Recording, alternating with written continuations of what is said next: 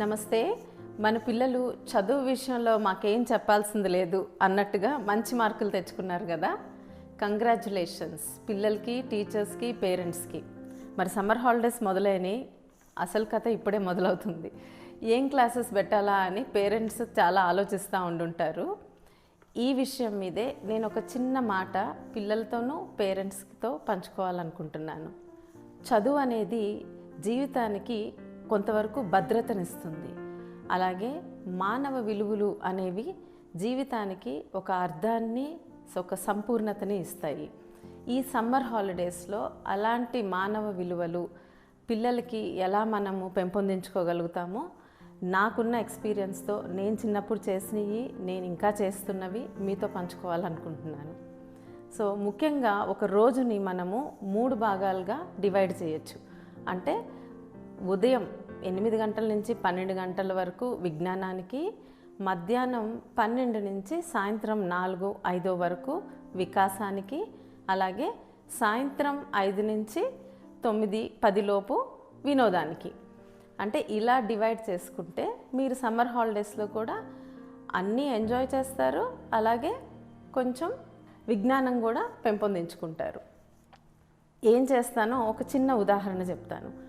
ఉదయం 8 గంటలకల్లా దయచేసి పిల్లలు 8 లోపు మాత్రం నిద్రలేగవాలి. సెలవులైనా సరే, వీకెండ్స్ అయినా సరే, అది ఎప్పుడు జీవితాంతం ఆ హ్యాబిట్ చాలా ఇంపార్టెంట్. సో 8 లోపు నిద్ర లెగవటం. తర్వాత రెండవది, 1 గంట సేపు మీకు ఇష్టమైంది యోగా అవ్వచ్చు, బ్యాడ్మింటన్ అవ్వచ్చు, వాలీబాల్, స్విమ్మింగ్, ఏదో ఒకటి గేమ్ ఆడండి. అది మీకు శక్తినివ్వడానికి.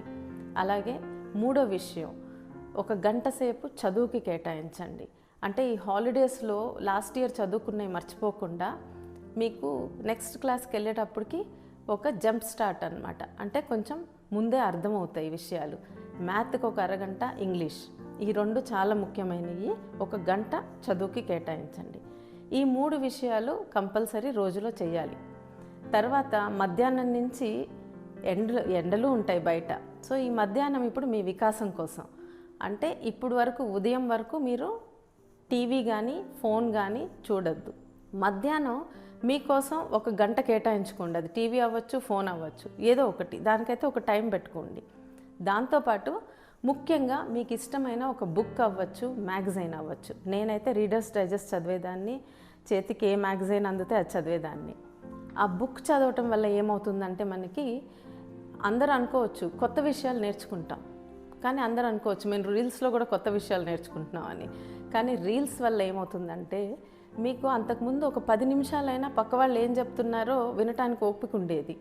ఇప్పుడు ఏంటంటే 3 నిమిషాల్లోపు చెప్పకపోతే, లేదా 2 నిమిషాల్లోకి చెప్పకపోతే ఎవరికి వినే ఓపిక కూడా ఉండటం లేదు.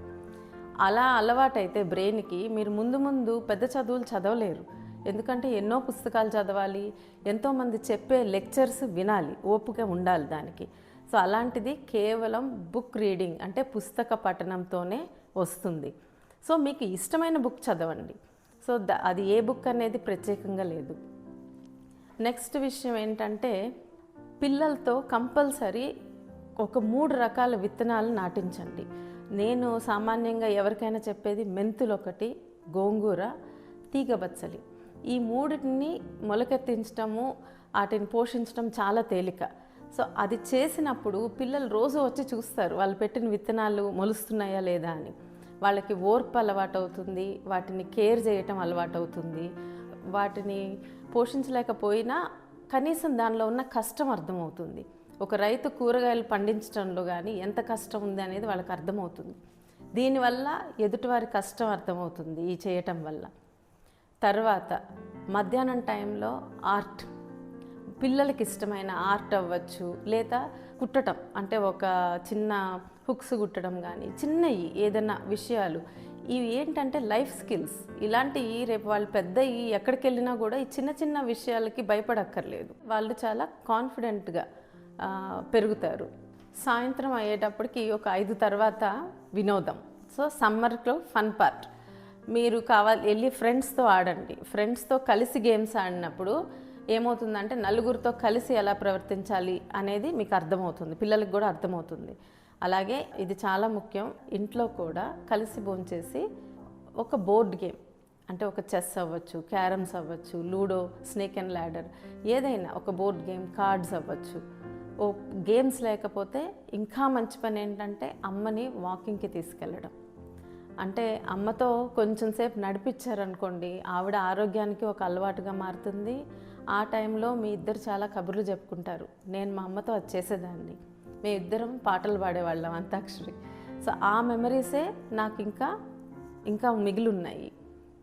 నెక్స్ట్ విషయం వచ్చేసి, సాయంత్రం పడుకునే ముందు మీరు ఆ రోజు చేసిన 3 మంచి పనులు, లేదా మీకు నచ్చినవి, లేదా ఇంకొక వ్యక్తిలో నచ్చిన 3 మంచి పనులు మీరు ఒక బుక్లో రాయండి. పిల్లలు, ఇది మీకోసం.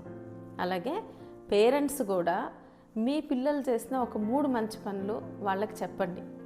నేను నా పిల్లలతో చేసేదాన్ని.